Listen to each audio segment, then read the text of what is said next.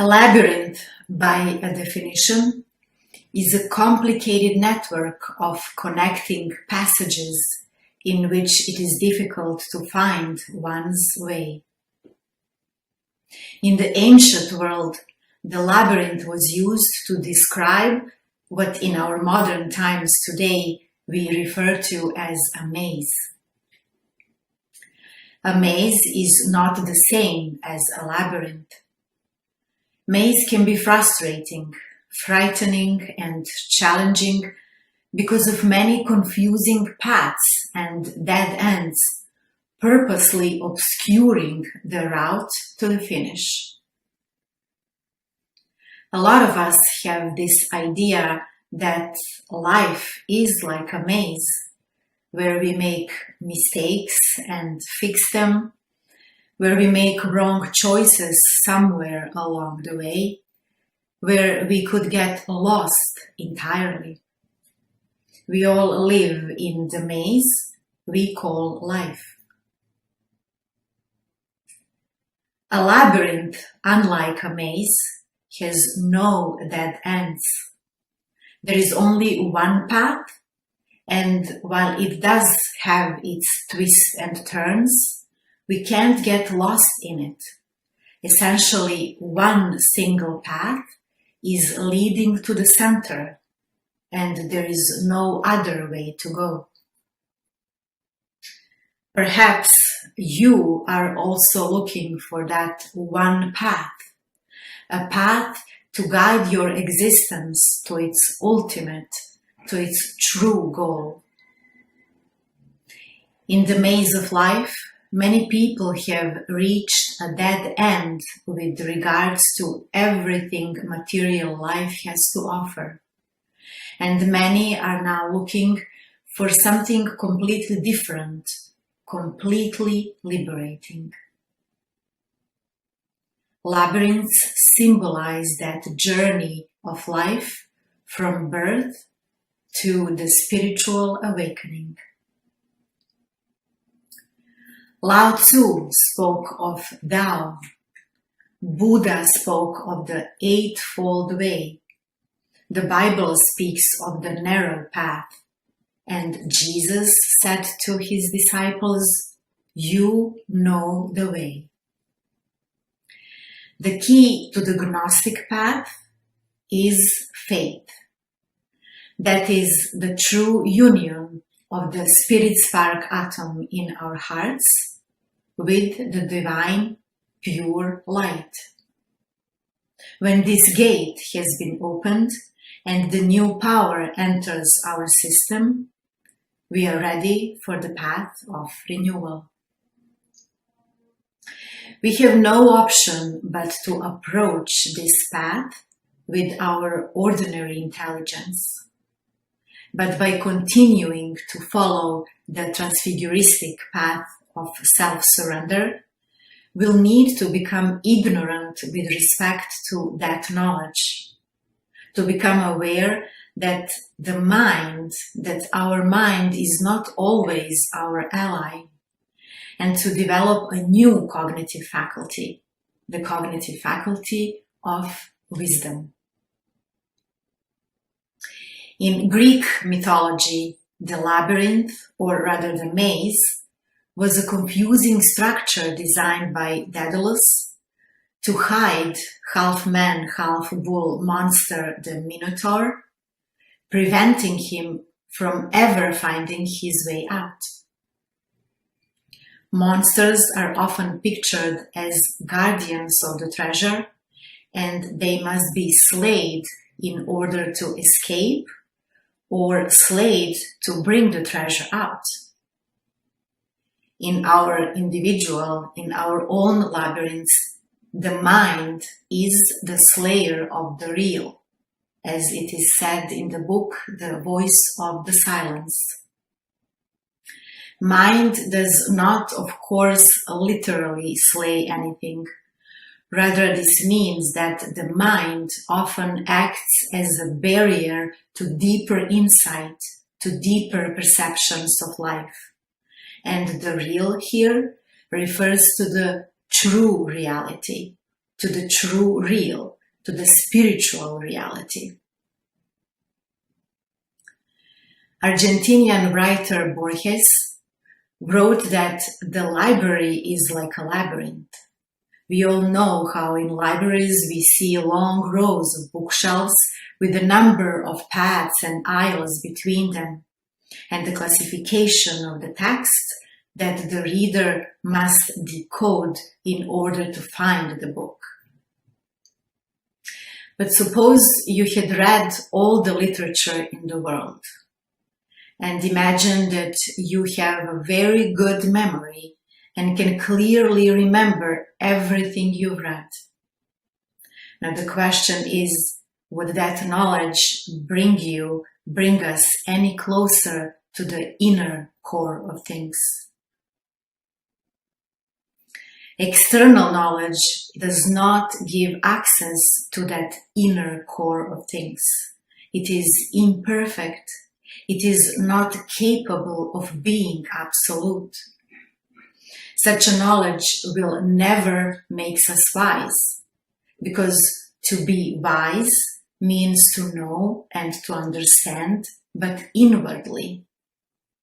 No learning, no study, no knowledge can prepare us for the absolute magnificence of the kingdom of heaven. Words cannot describe it. Music cannot express it. Pictures cannot portray it.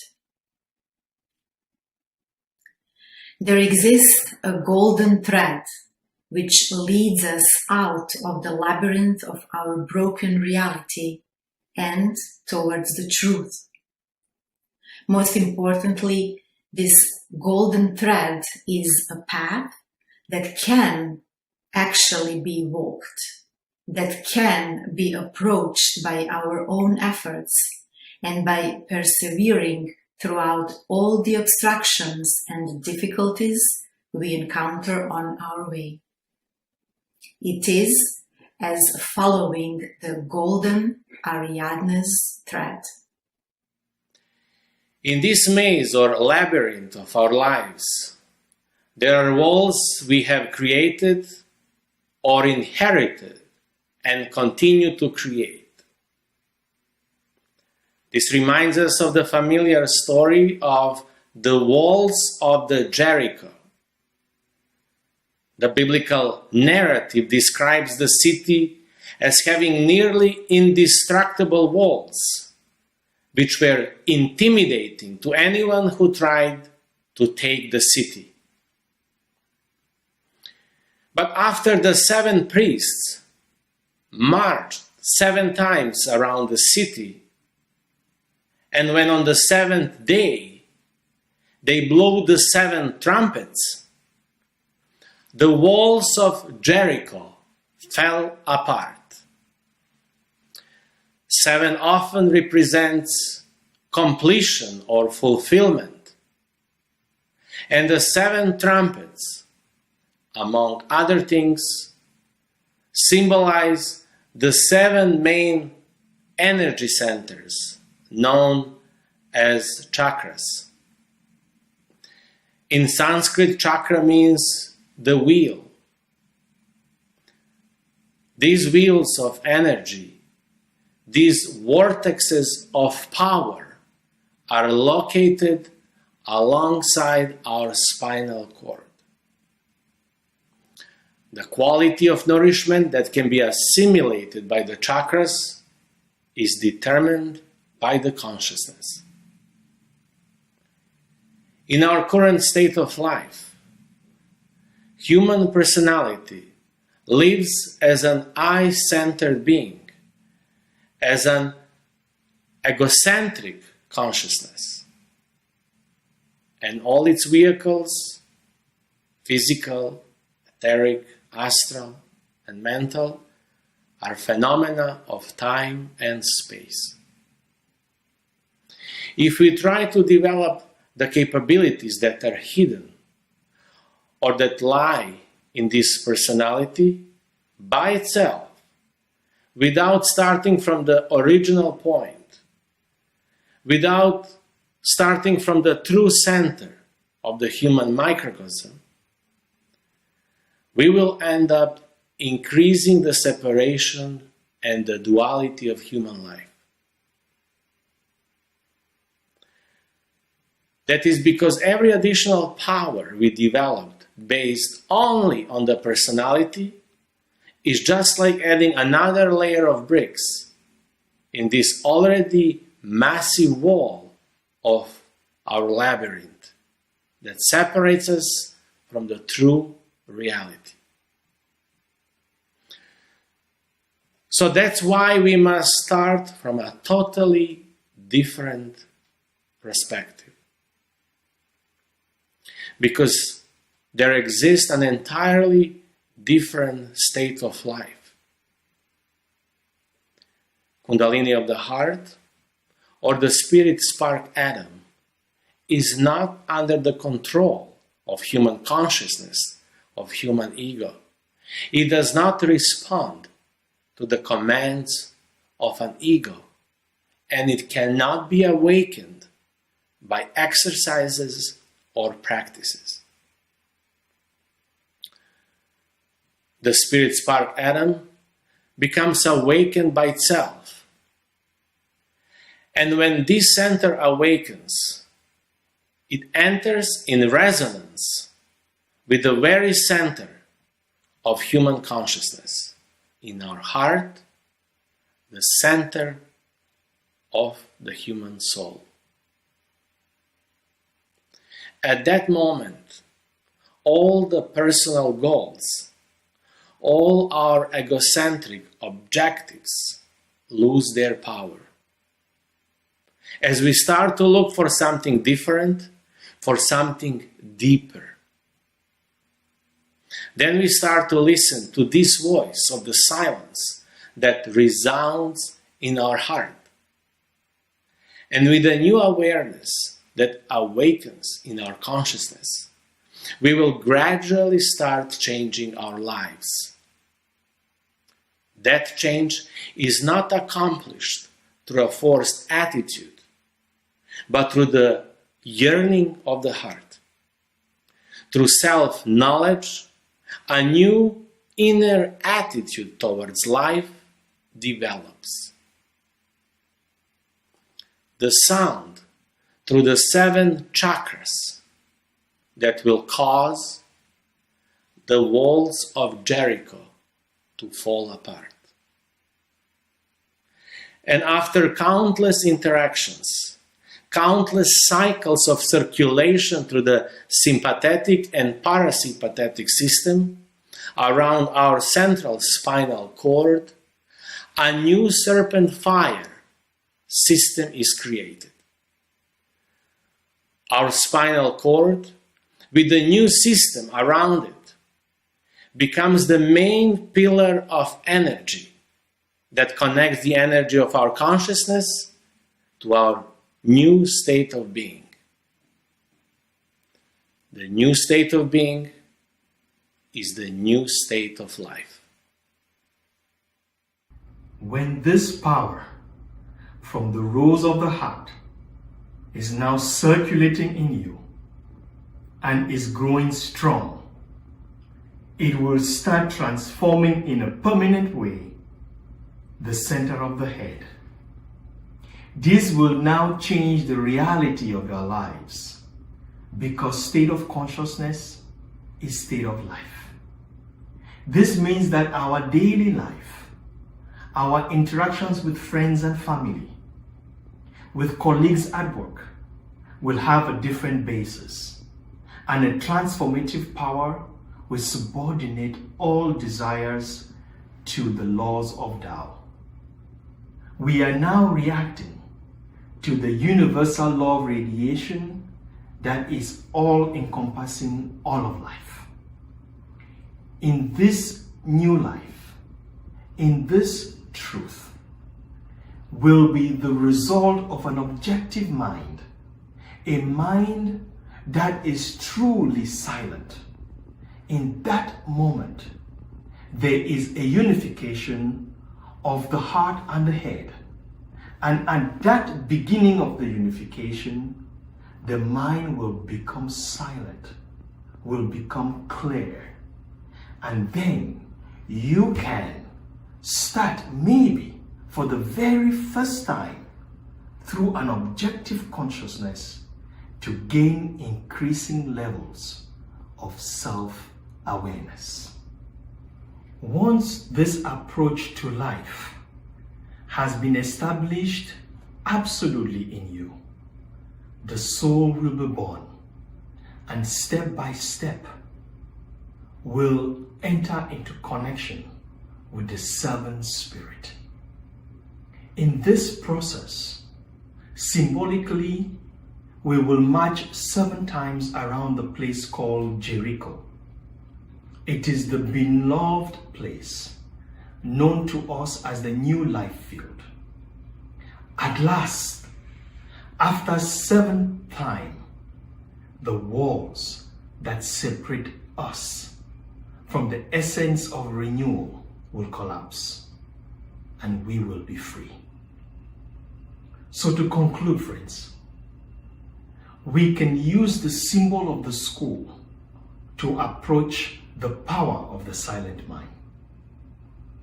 The point, the circle, the triangle, the square are all symbolisms on the path. When we start with the point in the middle, it is the connecting point with the light. This is the basis from which all transformations must occur. It is the basis that will change our entire life. It is the basis that will change our entire inner world. From this inner basis, you can connect the whole of manifestation, which is the circle. And from that, the fourfold personality, which is the square. Humanity then can be transformed, and the 3 new soul principles can be born, the triangle. When the force from that point awakens in our being, it unites with the consciousness, then we will have the source of support so powerful that Archimedes said we will be able to move our entire inner world. This new force is the sun that rises on the horizon of our consciousness. Yet at first, we see only the dark mountain outlined in our present state of being. In this new force, enclosed are the 3 principles of the universal logos, which will one day be manifested as the 3 new superior vehicles of the immortal being within us. And even at the beginning of the path, this new force, which emanates directly from the spirit spark of the heart, has the ability to light the way. Like flashes of lightning, it sparkles of light and illuminates the mirror of our consciousness. This new force is the pulse of the spirit spark in our hearts. This new force is the power that pushes us on the path. This new force is what has made us seekers of truth. It is the new force that will not let us give up on our path, however many difficulties and obstacles we may find there. This new force is the seed and the principle of the higher mental body, the higher mind, the seed and the principle that allows us to see ourselves as hovering above the labyrinth of the repetitive circuits of the memory of the I consciousness. The path of joy opens the gateway to the infinite. Having found the path and entered, we hear for the first time the voice of the silence, the voice of the true master, the voice that will from this moment on act as a guide to the soul. And once the new soul is born, it will set the intellect free. The mind can then soar to great spiritual heights. And as we continue on the path of truth, once we continue to find inner peace and tranquility, all the noise will slowly begin to fade away. Holding the golden thread firmly, the maze becomes a solved puzzle, and the surrounding walls of the labyrinth form an illuminated path forward. Will leave behind the dusty roads in the maze of life. All illusions, all fears are left behind.